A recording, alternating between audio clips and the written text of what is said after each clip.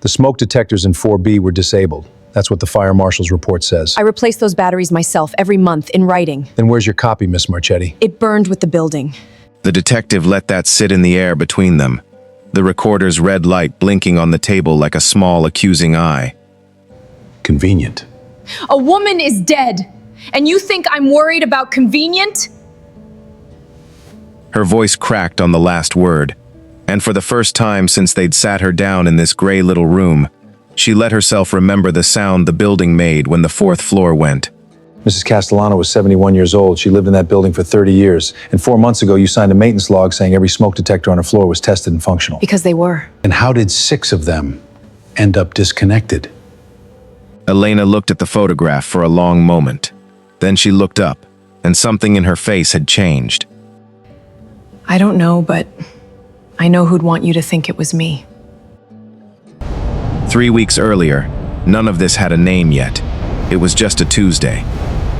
The Brennan Arms sat on the corner of 14th and Delancey, a 6-story pre-war building with ornate stone lintels over every window and radiators that clanked like they were trying to tell you something.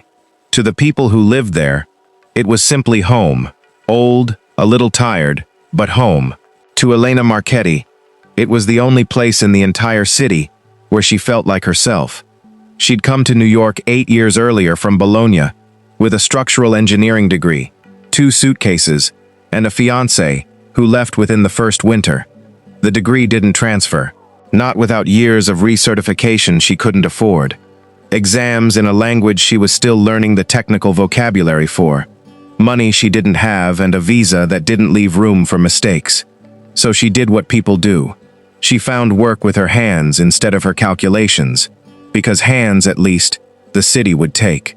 Superintendent of the Brennan Arms paid better than most super jobs, mostly because nobody else wanted it. The building was old enough to have problems hiding in its bones. Problems Elena could see the way other people saw the color of a wall. She walked the building every single morning before the tenants woke, the way her father used to walk his vineyard before sunrise, checking the things nobody else thought to check.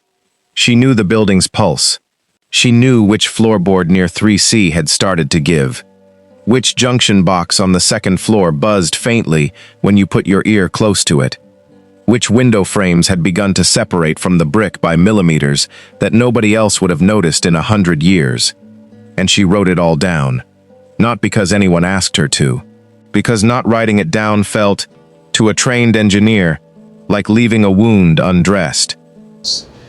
You don't have to log every loose tile, Elena, said Marcus, the morning doorman, watching her crouch by the lobby stairs with her little spiral notebook, the same brand she'd used back home, the cover gone soft and curled at the corners from being carried in a back pocket for 2 years straight. I do. She said. Because someday someone is going to ask me when I notice something, and I want to be able to tell them the truth. I see. Marcus laughed, not unkindly. You worry too much.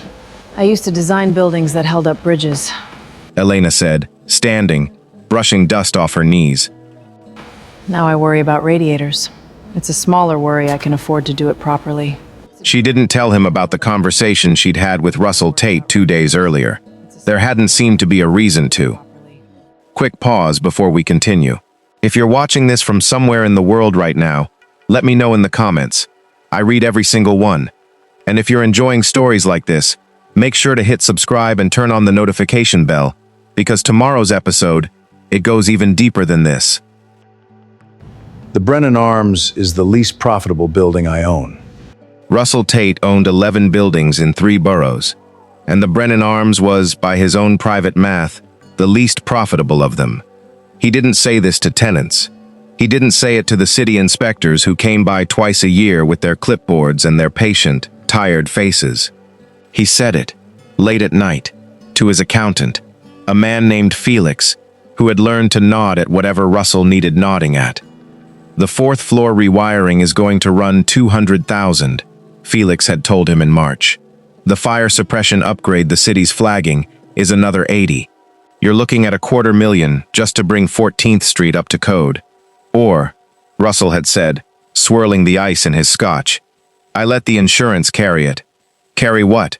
Whatever happens. Felix had gone quiet then, the particular quiet of a man deciding not to ask a follow-up question. Russell appreciated that about him. So when Elena knocked on the management office door that Tuesday with her notebook and a list of 4 code violations she wanted addressed before the next inspection cycle, Russell Tate smiled the way he always smiled at her, warm, paternal, slightly too long, and said the thing he always said. I hear you, Elena. I do. Let me talk to the board about the budget. You said that in January. And I meant it in January. Mr. Tate, She set the notebook on his desk, open to a page covered in her careful, engineer's handwriting, diagrams, dates, circuit numbers. the breaker panel on the 4th floor is original to 1958. It isn't rated for the electrical load this building carries today. I am not asking for marble in the lobby. I am asking you not to let people die. Something flickered behind Russell's eyes. Not guilt. Elena would realize much later. Calculation, You always did have a flair for the dramatic. he said, and closed the notebook gently, like he was tucking in a child. I'll get someone out there. I promise. He never sent anyone. What he sent instead, 3 days later, while Elena was running errands on her one afternoon off, was a man named Dennis, from a contracting outfit Russell used for jobs he didn't want documented. Dennis didn't fix the breaker panel. Dennis didn't touch the fire suppression system. Dennis went floor by floor with a checklist that wasn't on any official record, and in 6 apartments on the 4th floor, the floor with the worst wiring, the floor Elena had flagged in red ink, he disconnected the hardwired smoke detectors from the building's interconnected alarm system. Not removed, disconnected. A detail that would matter enormously later, though no one knew it yet. Then he photographed his work, texted the photos to Russell Tate with no caption, and was paid in cash that never appeared on any invoice. Elena came home that evening, walked her usual rounds, and noted in her spiral notebook, in her careful hand, 4th floor, breaker panel still not addressed, followed up UPSL, RT, 3rd time, no response on suppression upgrade either. She had no idea that 14 days later, that page would be the only thing standing between her and a cell. The fire started on a Thursday night in March, in apartment 4B, in the space behind a refrigerator where a frayed cord met a wall outlet that had been drawing more current than it was built for since approximately 1986. It started small. It started the way most fires start. Quiet, patient, almost polite, smoldering in a wall cavity for the better part of an hour before it found enough oxygen to become something else. By the time it found that oxygen, it found it fast. Mrs. Castellano was asleep in the next room. The smoke detector above her bedroom door, one of the 6 Dennis had disconnected, saw the smoke pour past it in thick gray ribbons and did nothing at all. It had no voice left to warn her with. 2 floors down, Elena was finishing her dinner when the smell reached her. That specific, wrong smell. Not wood smoke, not a candle, something electrical and chemical and final. She was on her feet before she'd consciously decided to move. By the time she reached the 3rd floor landing, she could hear it. A building doesn't burn quietly. It pops and shrieks and groans, every material giving up its structural promises one at a time. Fire department's on the way! Everybody out, now! Fire department's on the way, she shouted up the stairwell, pounding on doors as she climbed, her training taking over in a way that had nothing to do with conscious thought. Everybody out. Now. Now. Leave everything. She got to the 3rd floor and started clearing it, banging on every door, screaming names she knew by heart, because she'd lived among these people for 3 years. She got 6 families into the stairwell. She got an elderly man in a wheelchair down 2 flights with the help of his terrified teenage grandson, the chair bumping and scraping against the railing the whole way. She tried to reach the 4th floor. The heat coming down the stairwell by then was a physical wall, the kind of heat that doesn't ask permission, that makes the decision for you whether you want it to or not. A firefighter, the first one through the door, helmet still rain-streaked from the hydrant hookup outside, grabbed her by the back of her jacket and hauled her bodily down 2 steps. You can't go up there. Nobody goes up there. There's a woman on 4. She's 71 years old. She doesn't. There's a woman on 4, Elena said, fighting him. 71 years old. She doesn't move fast. She's not going to hear. We've got it. Get outside. That's an order, not a request. She got outside. She stood on the sidewalk in her socks, because she'd lost her shoes somewhere on the stairs, and watched orange light fill the windows of the 4th floor one by one. And she understood, with the specific dread of someone who has spent her whole professional life calculating how long materials can hold before they fail, that there was very little time left for whoever was still up there. 2 firefighters came out 40 minutes later carrying a stretcher with a sheet pulled all the way up. Elena sat down on the curb because her legs simply stopped being legs for a while.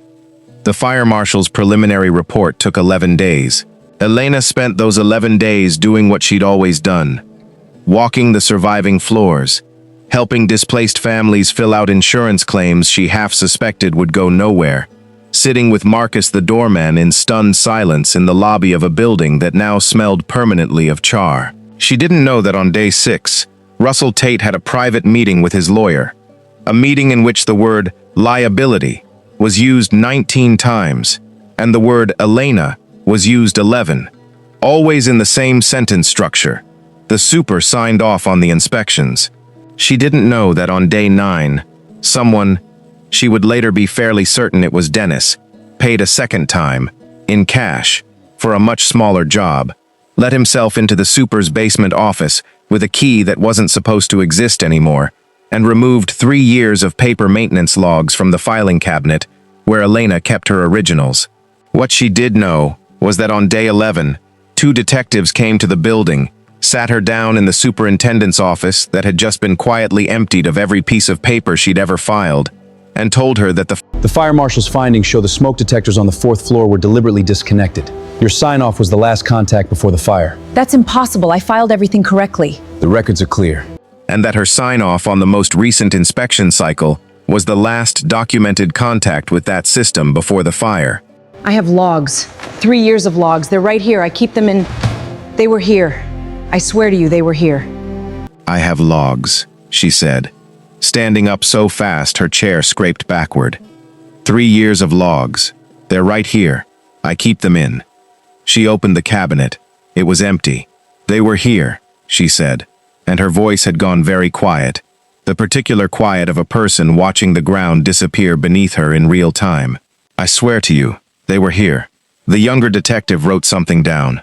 The older one just watched her face, the way you watch someone to see if they're a good liar or a bad one, and made a decision Elena couldn't read.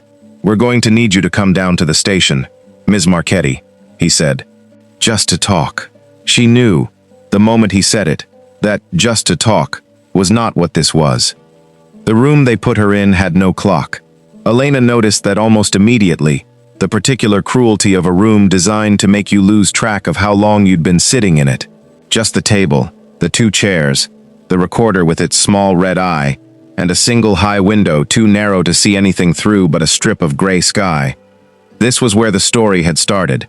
The moment she'd later understand was the exact center of everything, the hinge the whole case would turn on. But sitting there in real time, she didn't know that yet. She only knew she was cold and tired, and that the coffee in front of her had gone from too hot to drink to too cold to want. The older detective's name was Halloran. He had the unhurried manner of a man who had done this exact thing, sit across a table from someone and wait, several thousand times in his career, and had stopped being impressed by either guilt or innocence a long time ago. He let the silence stretch. Elena had learned, in 8 years of dealing with city bureaucracy, landlords, and immigration paperwork, that silence was usually a tool someone was using on her, and the only defense was patience. Walk me through the morning of the fire. The morning. What did you do? I walked the building. Every floor, including the 4th? Walk me through the morning of the fire, Halloran said finally. Not that night. The morning. What did you do? I walked the building. Like every morning. Every floor? Every floor. It's the job. Including 4? Including 4. Elena's jaw tightened. Including the 4th. I checked the breaker panel because I'd flagged it 3 weeks earlier, and Mr. Tate hadn't sent anyone to fix it. I checked it almost every day after that. Because I was worried about it. And the smoke detectors on 4. Did you check those? Visually, yes. I don't have the equipment to test the interconnect signal myself. That's a licensed electrician's job, but I checked that the units are mounted, the lights are on, nothing's been removed. And were they? All 6 were exactly where they were supposed to be that morning. She paused, disconnected from the system without removing the unit. That I couldn't have seen, not without testing equipment. Halloran's partner, a younger detective named Reyes, glanced up from her notes at that. It was a small thing, a detail that didn't fit the easy version of the story, and Elena watched it land. You're telling me someone could disconnect the smoke detectors from the building's central alarm system, and the detector itself would still look completely normal? The indicator lights would still be on, and everything would still be exactly where it was supposed to be? Reyes said slowly. Yes. That's exactly what I'm telling you. A hardwired smoke detector that's been disconnected from its interconnect wire can still show a power light, because it can't communicate with the other smoke detectors anymore. Elena said. It just can't talk to the other detectors anymore. It can't trigger the building-wide alarm. You'd need a tester, or a trained eye looking specifically for a loose connector behind the unit, to know. Convenient knowledge for a superintendent to have. Halloran said. It's convenient knowledge for a structural engineer to have. Elena snapped, and then caught herself, because she hadn't meant to say it like that. Hadn't meant to let 4 years of swallowed frustration come out in a police interrogation room. But it was out now, and she let it sit there. You're an engineer? Reyes said, looking up properly for the first time. I was in Italy. My engineering license doesn't transfer here. So now I'm a superintendent who just happens to know more about why buildings fail than most people who get paid to inspect them. She wrapped both hands tighter around the cold coffee cup. So now, I am a superintendent who happens to know more about why buildings fail than most people who get paid to inspect them. You can decide that makes me dangerous, or you can decide it makes me the only person in this entire case who actually understood what was wrong with that building before it killed someone. Halloran studied her for a long moment. Something in his expression had shifted, almost imperceptibly. Not belief, not yet, but the first thread of doubt in a story that had arrived at his desk a little too clean. Tell me about Russell Tate, He said. It was the question Elena had been waiting for and dreading in equal measure, because she knew exactly how it would sound. A fired employee, a disgruntled worker, pointing fingers at her boss the second she was in trouble. She'd seen it happen to other people. She knew how convenient it looked, but she told him anyway. The 4 code violations, the breaker panel, the fire suppression upgrade he'd promised in January and never funded. The conversation in his office, 3 days before the fire, when she'd set her notebook on his desk and told him, not asked, told him that he was going to let people die if he didn't fix what she'd already found. You said that, those words? I said almost exactly those words. Anyone hear that conversation? Anyone hear that conversation? Elena thought back. His office door was open. The management office has thin walls. I don't know who might have heard. I didn't think at the time that I would need a witness to a conversation with my own employer. And the notebook, Halloran said.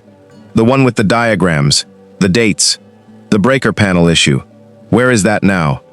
In the filing cabinet in my office, with the rest of my logs. Elena's voice had gone flat. Except it isn't, because someone emptied that cabinet sometime in the last 11 days, and I have no idea who or how, because I'm the only one with a key. You're the only one with a key, Reyes repeated. I thought I was, Elena said. I was wrong about a lot of things, apparently. Halloran leaned back in his chair, the metal legs creaking against the linoleum. He glanced at Reyes, the kind of glance partners share after years of working together, a whole conversation compressed into half a second. Here's my problem, Miss Marchetti. Right now, I've got a dead woman, a disabled alarm system, and a maintenance sign-off with your name on it. That's what's in front of me. Everything else you're telling me, the landlord, the missing notebook, the breaker panel, that's a story I can't verify. Not yet. Then verify it, Elena said. Please, I am begging you. Pull the building's permit history. Pull Mr. Tate's contractor records. Somebody did the work that disconnected those detectors. I didn't do it. I don't even know how to disconnect an interconnect line without tripping a fault code. That's a deliberate, skilled action. So somebody hired someone to do it. Find that person. And if we don't find anyone?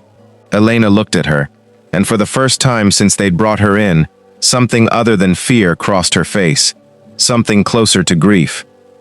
Then a woman who never hurt anyone in her life dies in a fire that wasn't her fault. She said quietly. And the man who let it happen keeps owning 10 more buildings. And the man who let it happen keeps owning 10 more buildings exactly like it. They released her that night. No charges yet, pending further investigation, which her court-appointed advocate would later explain meant we don't have enough to hold you, but we're not done looking at you either. It was not, Elena understood as she walked out into the cold March air, anything close to good news. What waited for her outside the precinct was worse. Reporters. Not many. 4 or 5, the kind that chase anything with the word fire and death in the police blotter. But enough that the flash of their cameras made her flinch like gunfire. One of them shouted a question that landed harder than any of Halloran's. Marchetti, is it true that you disabled the smoke detectors to save the building owner money? She didn't answer. She put her head down and walked, and somewhere in the 11 blocks back to a building that wasn't her home anymore. Condemned, yellow-taped, smelling of char even from the sidewalk. She understood that the story had already started without her permission, and that whoever had written its first draft had not been kind. She didn't know yet about Priya Sharma, 3 miles away, sitting in a cluttered office that smelled of old coffee and printer toner, scrolling through a tenant complaint database, with the particular focus of someone who had seen Russell Tate's name cross her desk one too many times to call it coincidence. She didn't know that Priya had already pulled 6 years of code violation filings against 11 different addresses, all owned by shell companies that traced back, eventually, patiently, to the same man. She didn't know that the Brennan Arms fire was, to Priya Sharma, not a tragedy that came out of nowhere. It was a pattern, finally catching up to itself. Priya Sharma's office occupied the second floor of a building that should, by any reasonable definition, have qualified as one of her own cases. The radiator banged. The window didn't close all the way in winter. She kept a space heater under her desk, and a framed photo of her grandmother on top of a filing cabinet, stuffed so full it no longer closed properly. And she had built, over 9 years, a reputation among slumlords across 3 boroughs. As the lawyer, you did not want finding your name twice in the same database. She found Russell Tate's name for the 11th time on a Tuesday morning, scrolling through the city's open violations portal, with her second coffee going cold beside her keyboard. It wasn't the Brennan Arms fire that caught her attention first. It was a pattern she'd been quietly building for almost a year.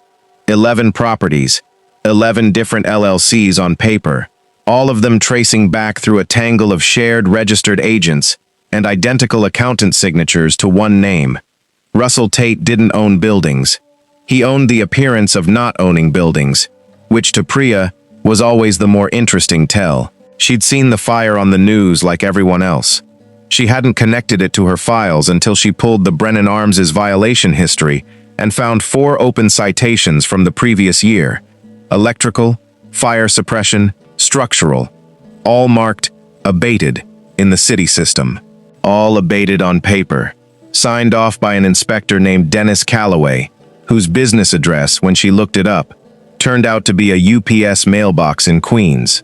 "That's not a contractor," she said out loud, to no one, in an empty office. "That's a signature for hire." She'd seen this before. Not in this exact shape, but close enough that her stomach already knew the rest of the story before her brain caught up.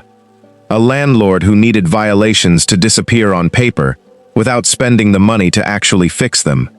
A contractor who existed mostly to sign forms. And somewhere, eventually, a building that proved the forms had been lying the whole time. She typed Elena Marchetti's name into the search bar almost as an afterthought, the way you check one more thing before closing a file for the night, and found a local news story from 2 days earlier with a headline that made her sit back in her chair. Local super arrested in connection with fatal Delancey. Street fire. There was a photo. A tired woman in a stained jacket, soot still visible at her hairline, being walked toward a precinct door by 2 detectives. She didn't look like someone fleeing a camera. She looked like someone who had simply run out of any energy left to perform an expression for it. Priya had spent 9 years learning to read the difference between a guilty face and an exhausted one. This was not, in her professional opinion, a guilty face. She picked up her phone. The public defender's office had assigned Elena a young attorney named Tom Reyes, no relation to the detective. A coincidence that would cause confusion exactly once before everyone stopped mentioning it, who was decent, overworked, and carrying, by his own admission, 41 other active cases. "I believe you," he told Elena on their second meeting, in a visiting room that smelled like bleach and old fear. "For what it's worth. But I want to be honest with you about where we are. Right now, the city's theory is clean. You signed the inspection. The detectors were off. A woman died. Everything else, the landlord, the missing notebook, that's a story without paper behind it yet. So what do? We find paper. It was Tom who took Priya Sharma's call 2 days later. A call that started with Priya saying, I think your client and my caseload just became the same case. and ended, 40 minutes later, with Tom agreeing to something he would later admit had felt, at the time, like grasping at a rope that might not be attached to anything. They met in person the following afternoon. Priya's cluttered office, the space heater humming, 3 coffee cups between them by the time they were finished talking. Walk me through what you actually have. Priya said, pen ready. A client who swears she kept 3 years of detailed maintenance logs, a filing cabinet that's empty now, and a fire marshal's report that says someone deliberately disconnected 6 smoke detectors using a method that required specific knowledge, not random tampering, deliberate, surgical work. That's not nothing, Priya said. That's actually the most interesting part. Random vandalism doesn't disconnect interconnect lines and leave the power light on. That's someone who knew exactly what they were doing and wanted it to look untouched, which is what Elena's been saying since day one. Then somebody hired that someone. Priya tapped her own folder, and I think I might know who signed for it. She turned her laptop around. The screen showed a city permit filing, dense with the particular bureaucratic language that made most people's eyes slide right past it, except for one line, halfway down, that Priya had circled in red digital ink. Electrical Remediation Contractor of Record, D. Callaway Services, LLC. Dennis Callaway signed off on code violations at Brennan Arms and several other Russell Tate properties. Same name shows up signing off on violations at 3 other Tate properties. Same UPS box for a business address every single time. You think he's the one who disconnected the detectors? I think, Priya said carefully, that Dennis Callaway is either a very busy electrician with an unusually portable office, or he's a name Russell Tate uses to make paperwork disappear without anyone actually doing the work. And I think if we find the real Dennis Callaway and put him in a room, one of those 2 things is going to fall apart in about 90 seconds. Tom looked at her for a long moment. How do we find him? How do we find him? Priya was already pulling up a new browser tab, her expression the particular calm of someone who had done this exact kind of digging more times than she could count. The same way I find everyone who thinks a UPS box makes them invisible, she said. He had to get paid somehow. Cash doesn't leave a trail, but cash withdrawn from somewhere does. It took 11 days, 3 subpoenaed bank records, and 1 very uncomfortable phone call from Tom Reyes to a number Priya had traced through a contractor's license database that hadn't been updated since 2019. But they found him. Dennis Callaway turned out to be a real person, which surprised exactly no one and disappointed Priya slightly, because a fake name would have been a cleaner story. He was 46 years old, lived in Ridgewood, and had a small, genuinely licensed handyman business that did, in fact, occasionally do real electrical work, which was, Priya explained to Tom, exactly why Russell Tate had chosen him. A man with a real license was infinitely more useful for laundering fake inspections than a man with no license at all. When Tom and Priya finally sat across from him, not in a police interrogation room, not yet, just a diner booth near his house, with his lawyer present and a recorder running with his permission, Dennis looked like a man who had been waiting a long time for someone to ask him the right question. I didn't think anybody would die. He said, before either of them had asked him anything at all. I want that on the record. I didn't know it would go that far. Tom kept his voice level. Why don't you tell us what you did do? Dennis turned his coffee cup slowly in a circle on the table, not drinking it, the way people do when their hands need a job to keep from shaking. Russell Tate paid me. He told me to disconnect the 6 smoke detectors on the 4th floor. He said it was only temporary. He wanted 6 more months before the permit deadline. He told me it was just paperwork. I believed him. Russell paid me to disconnect 6 units on the 4th floor, he said quietly. Said it was temporary. Said the building was getting flagged for an upgrade he couldn't afford yet, and the disconnected units would trip a fault code that would force the city to give him more time on the permit deadline. Said nobody would even notice, because the lights would still be on. The units would still look fine.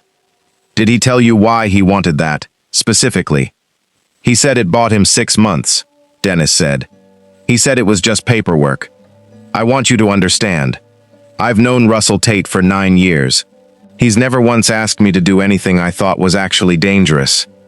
I disconnect things all the time for inspection workarounds. Landlords do it everywhere.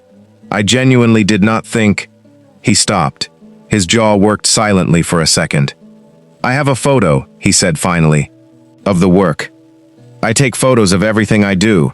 It's how I protect myself if anyone ever comes back and says I didn't do a job right. I sent it to him the day I did it. No message, just the photo. Priya kept her voice very calm, the way you talk to someone standing on a ledge. Do you still have that photo, Dennis? He looked up at her, and something in his face had finally, fully broken. Yeah, he said. I still have it. The photo, when Priya finally got a forensic copy onto her laptop screen, was almost disappointingly mundane to look at. A close-up shot of an open junction box behind apartment 4B's hallway smoke detector. 2 wires neatly separated and capped with electrical tape. Dennis's gloved hand visible at the edge of the frame holding a small screwdriver. No caption, no context. Just a man documenting a job the way he documented every job, never imagining it would end up being the single most important photograph of his career. But photographs carry more than what's in the frame. Buried in the file's metadata, invisible to anyone who didn't know to look, was a GPS coordinate that placed the photo squarely inside the Brennan Arms, a timestamp that read 11 days before the fire, and a device serial number that matched the phone registered under Dennis Calloway's name. This is the kind of thing that doesn't argue with you in court, Priya said, scrolling through the embedded data with the quiet satisfaction of someone watching a structure she'd been building for weeks finally take its shape. A man can lie about what he remembers. A phone doesn't lie about where it was standing when the shutter clicked. And the text he sent it to? Tom asked. Sent to a number registered to a Felix Brandt, Priya said. Tate's accountant. No message attached. Just the photo. Sent and received 11 days before the fire. Sitting in a phone Tate's people never thought anyone would subpoena. Because why would they? Nobody outside that office knew Dennis Calloway existed as anything more than a name on a permit. Tom exhaled slowly. That puts the disconnection on Tate's side of the ledger. Doesn't clear Elena automatically, but it gives us something concrete to push back with. It's a start, Priya agreed. But a defense attorney's start and a prosecutor's start aren't the same animal. Right now, this is still your case to win in a courtroom. Eventually, maybe, months from now. I want something faster. I want this in front of the people who can actually undo what's already been done to her publicly. The suspended super status, the immigration hold, the headline that's already calcified into fact in everybody's head. You're talking about the city's negligence hearing. I'm talking about forcing a hearing before the housing authority and the fire marshal's office jointly, Priya said. Tate's whole portfolio is sitting on a pattern of fake abatements.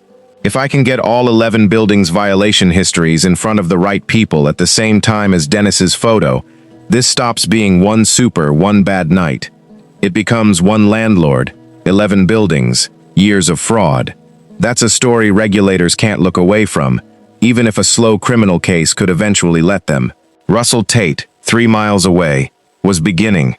Slowly, the way water finds a crack before anyone notices the wall is wet. To understand that something had gone wrong with a plan that had, until recently, felt airtight. It started with a phone call from Felix. Someone subpoenaed my financial records, Felix said, his voice tight, in a way Russell had never heard from him before. Cash withdrawals, going back 2 years. Why would anyone subpoena your records? Because somebody's connected me to Calloway. Russell set down his drink very carefully, the way a man sets down something he suddenly doesn't trust himself to be holding. Calloway wouldn't talk, he said. He's got too much to lose. His license. His license is the least of what he's got to lose now, Russell. There's a dead woman. People don't protect a contractor's license when there's a dead woman. Russell didn't answer right away. He was thinking, the way he always thought, in terms of exposure and containment, the language of a man who had spent 2 decades treating tenants' lives as line items. Get me a different lawyer, he said finally. Not the building's lawyer. Mine, personally. You think it's gotten that far? I think, Russell said slowly, that I should have spent the $200,000 on the wiring. It was the closest thing to regret either man would ever hear him express, and even that, Felix would later realize, had been entirely about the money. The joint hearing took 6 weeks to arrange. 6 weeks during which Elena lived under a kind of suspended animation, her case neither closed nor moving forward, her visa status flagged pending the outcome of criminal proceedings that hadn't technically been filed yet, but hung over her like weather that hadn't decided whether to break. She filled the days the only way she knew how, walking buildings, except now they weren't hers to walk. She sat in Tom's cramped office reviewing documents she'd already memorized. She called her mother in Bologna twice a week, and lied, gently, about how well things were going, because there are some fears you don't put on an international phone call. She didn't sleep well. She dreamed, more than once, of the 4th floor. Not the fire itself, but the version of that night where she'd made it up the stairs in time, where the firefighter hadn't grabbed the back of her jacket, where she'd reached apartment 4B a few seconds sooner. She always woke up before she found out whether the dream let her save anyone, which felt, somehow, like its own particular cruelty. The morning of the hearing, Priya met her outside the city building with a folder under one arm and an expression Elena had learned, in their handful of meetings, to read as cautious confidence, not promising victory, never that, but not afraid either. Whatever happens in there, Priya said, I need you to understand something before we go in. We are not just trying to clear you today. We're trying to make it impossible for them to look away from the bigger pattern. That might mean this takes longer than you want, but it also means that if we win, we don't just win your case. We close a door Tate's been walking through for years. Elena nodded, throat tight. And if we don't win today? Priya's expression didn't change, but her voice softened, just slightly. Then we keep finding doors, she said. That's the job. I don't stop because the first hearing goes long. Inside, the hearing room was smaller than Elena expected. Not a courtroom with the theater of television, just a conference room with a long table, a panel of 3 officials from the housing authority and the fire marshal's office, and, on the other side of the room, looking smaller and grayer than his photographs, Russell Tate, flanked by a new lawyer Elena had never seen before, a man whose suit cost more than Elena's entire wardrobe and whose face was working very hard to look unconcerned. Their eyes met once, briefly, across the room. Tate looked away first.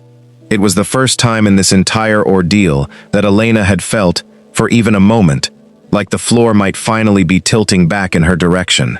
The panel chair was a woman named Director Okafor Lin, gray-streaked hair pulled back severely, reading glasses pushed up on her forehead, the way people do when they want to look at someone without anything between them. She'd run hundreds of these hearings. Elena could see it in the way she didn't waste time on pleasantries. We're here on 2 consolidated matters, Okafor Lin said. The fire marshal's findings regarding the Brennan Arms incident on Delancey Street, and a separate complaint filed by tenant advocacy regarding a pattern of code violation abatements across properties owned by Mr. Russell Tate. Ms. Sharma, you requested this hearing be joint. Why? Priya stood. Because, Director, I don't believe these are 2 matters. I believe they're one matter that happened to produce a body. Tate's lawyer, a sharp, silver-haired man named Aldous Penn, was on his feet almost before she'd finished the sentence. Objection to the framing, Director. This is a regulatory hearing, not a murder trial. It's not an objectionable forum, Mr. Penn. But I take your point about tone, Okafor Lin said dryly.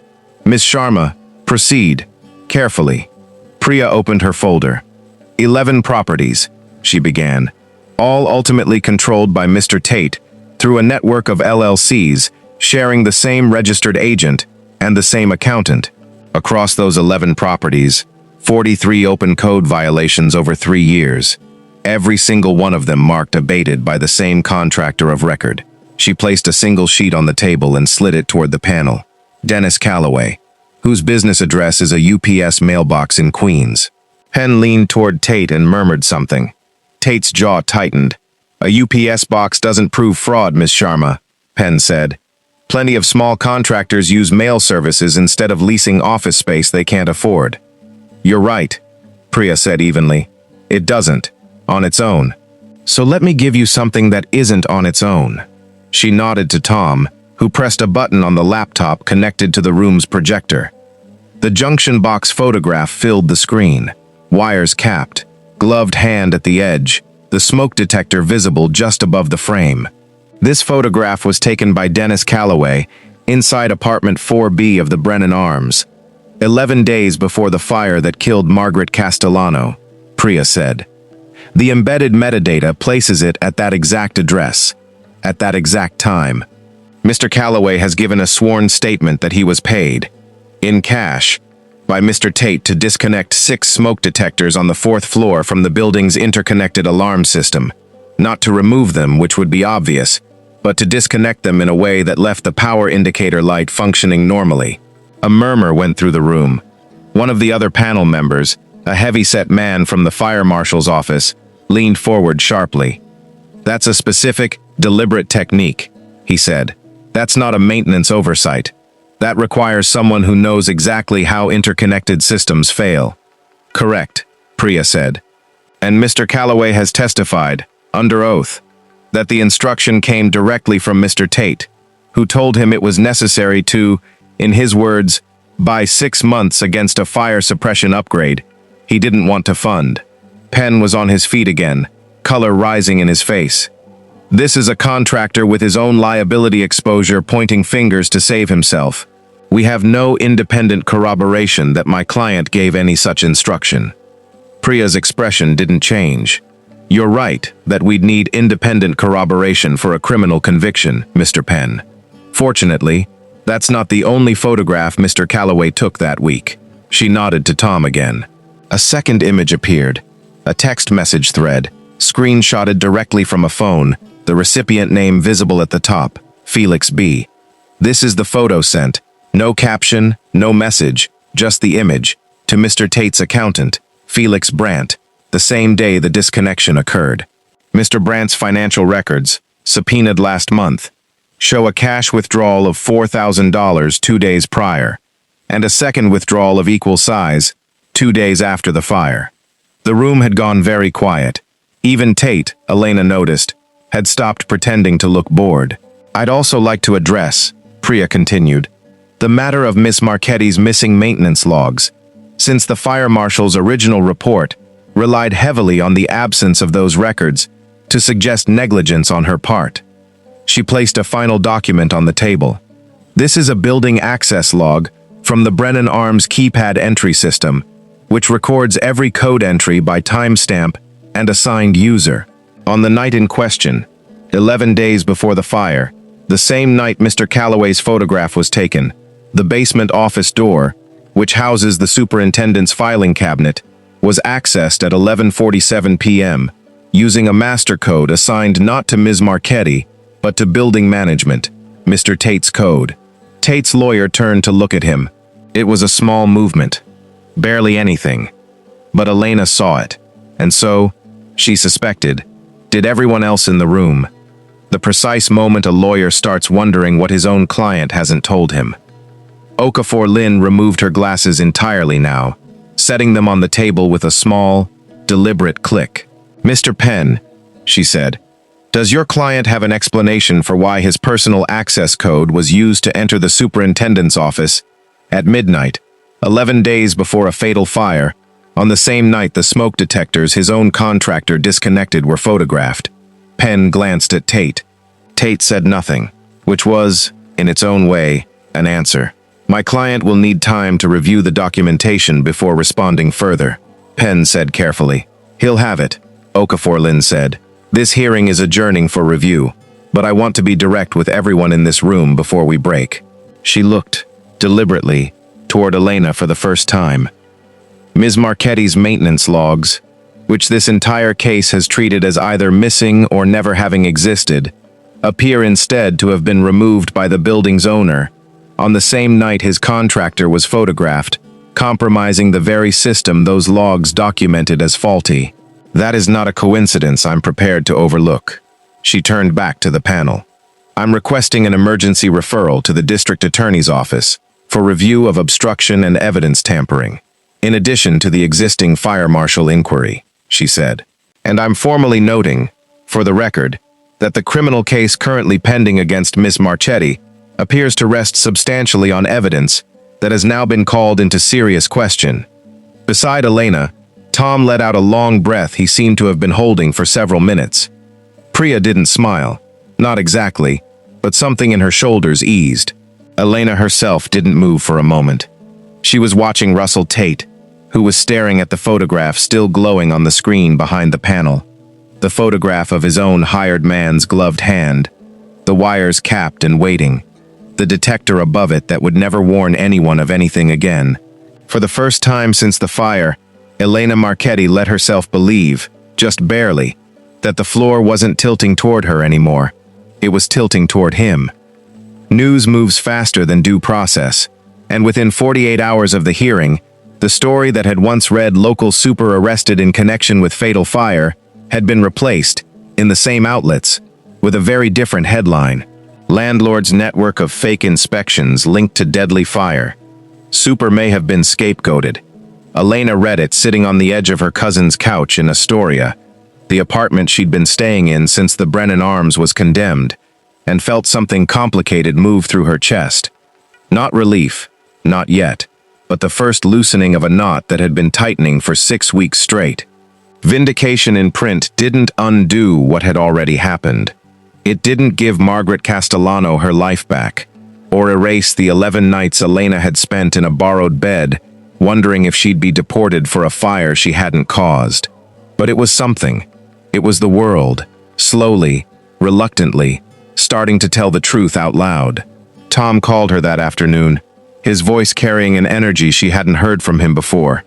The DA's office picked it up, he said. Obstruction, evidence tampering, and they're reviewing the original negligence allegations against you for dismissal. I want to be careful. Dismissal isn't instant, there's process. But Elena, this is the direction it's going. I'd bet my license on it. And Tate? Tate's lawyer is already trying to negotiate something. Won't matter much. Calloway's sworn testimony plus the metadata plus the access logs. That's not a case Penn can argue his way out of. My guess is they're heading toward a plea on multiple counts within the year. Reckless endangerment at minimum. Maybe more once the DA finishes connecting the fire to all 11 buildings. There was a pause on the line. Elena, Tom said, quieter now. I want you to actually hear this part. The criminal case against you, the one that's had a hold on your visa status this whole time. That's the part that's about to formally go away. Not eventually. Soon. She sat with the phone against her ear for a long moment, looking out the window at a street that wasn't her street, in a building that wasn't her building, and found that she couldn't speak right away. Elena, I'm here, she managed. I didn't let myself believe that sentence until you said it. The formal dismissal came 5 weeks later, delivered not with fanfare, but with a single notice from the district attorney's office that Tom read aloud to her over the phone, in a tone he was clearly trying to keep professional, and failing, just slightly, at the end. All charges related to the Brennan Arms incident against Elena Marchetti are hereby dismissed, with the court noting that evidence obtained subsequent to her arrest substantially undermines the original basis for prosecution. That's it? Elena asked. That's the whole thing? After everything? That's the legal language for it. Yeah, Tom said. I know it doesn't feel like enough. It never does. But Elena, it's done. It's actually done. She didn't cry on the phone. She waited until she'd hung up, until she was alone in her cousin's tiny guest room, with its mismatched curtains and the radiator that, unlike the Brennan Arms, actually worked properly. And then she sat down on the edge of the bed and cried the way she hadn't let herself cry since the night of the fire. Not for herself, not entirely, but for Margaret Castellano, who would never get a phone call telling her that the truth had finally caught up to the people who'd let her die. She thought about her father's vineyard, the way he used to walk the rows before sunrise, checking things nobody else thought to check. She thought about the structural engineering degree sitting uselessly in a drawer for 8 years. The years of being told her training didn't count here, didn't transfer, didn't matter. And how it had been, in the end, exactly that training. The habit she couldn't switch off. The notebook nobody had asked her to keep, that had ultimately mattered more than anyone's permission ever had. Russell Tate took a plea 8 months later. Reckless endangerment, falsifying business records, and obstruction, the most serious charges reduced, in exchange for cooperation, that named 2 other landlords who'd used Dennis Calloway's signature-for-hire scheme across properties Priya hadn't even known to look at yet. He would serve 4 years. Felix Brandt, the accountant, avoided prison through a cooperation agreement of his own, though he lost his license, and, in a detail Elena heard about only secondhand, and found she didn't much care about either way, his marriage. Dennis Calloway lost his contractor's license permanently, and faced his own lesser charges, though the judge in his case noted, before sentencing, that his cooperation and his decision to come forward voluntarily, to keep the photograph that incriminated him as much as it incriminated Tate, had been the single piece of evidence that broke the entire case open. He served 18 months. Elena heard, years later, that he'd started doing safety compliance volunteer work for a tenant advocacy group, the kind of detail that didn't undo anything, but made the world feel, in some small way, slightly less broken than it might have otherwise. Priya Sharma's case against Tate's broader portfolio led, eventually, to a city council hearing on fraudulent code abatement practices and a new ordinance, nicknamed, in the local press, the Castellano Rule, requiring independent verification of any contractor signing off on multiple properties violations within a calendar year. It wasn't named after Elena. Priya had made sure of that. Specifically, gently, in a conversation Elena would remember for the rest of her life. This isn't your redemption story to carry alone, Priya told her, the week the ordinance passed. You did everything right, and it still nearly destroyed you. The name on the law should be hers. Yours should just be the name on the new job application. It took another year before Elena Marchetti stood, for the first time in 8 years, in a hard hat that wasn't a superintendent's, walking the halls of a city office building she'd never expected to work inside. The credentialing process had been slow and humbling in its own particular way. Supplemental coursework, a licensing exam in a language she'd had to relearn the technical vocabulary of twice over. Character references from people who'd watched her walk into burning stairwells to pull strangers out. But the city's Department of Buildings, in the wake of the Castellano Rule and the very public unraveling of Russell Tate's portfolio, had created something new, an inspector position specifically dedicated to auditing exactly the kind of fraudulent abatement scheme that had nearly cost Elena everything. She was the first person they hired for it. On her first morning, she walked into a building on Delancey Street, not the Brennan Arms, which had been demolished the previous spring, the lot still sitting empty behind temporary fencing like a held breath, but a building 3 blocks over, similar bones, similar age, similar tired radiators clanking out a familiar complaint. She carried a notebook. New, the cover still stiff, not yet softened by a back pocket and 2 years of habit. She crouched by the basement breaker panel the way she always had, the way her father had walked his vineyard rows before sunrise, checking the things nobody else thought to check. A young superintendent watched her from the doorway, the way Marcus used to watch her, a little baffled by how much attention she was paying to a panel that, to anyone else, just looked like a panel. "You always this thorough on a first walkthrough?" he asked. Elena didn't look up right away. She finished writing the date at the top of a fresh page, her hand steady, her handwriting careful. The same hand that had once filled 3 years of logs nobody believed, until it nearly cost her everything. "I used to design buildings that held up bridges," she said finally, straightening up, meeting his eyes. "Now I make sure buildings don't lie about what's wrong with them. It's a different job, but the part that matters is the same." She closed the notebook, tucked it into her jacket, and kept walking. Up next, you've got 2 more incredible stories waiting on your screen. If this one hit you, tap to watch the next, and make sure you're subscribed with notifications on. Oh, and drop your city in the comments. I want to see where you're watching from.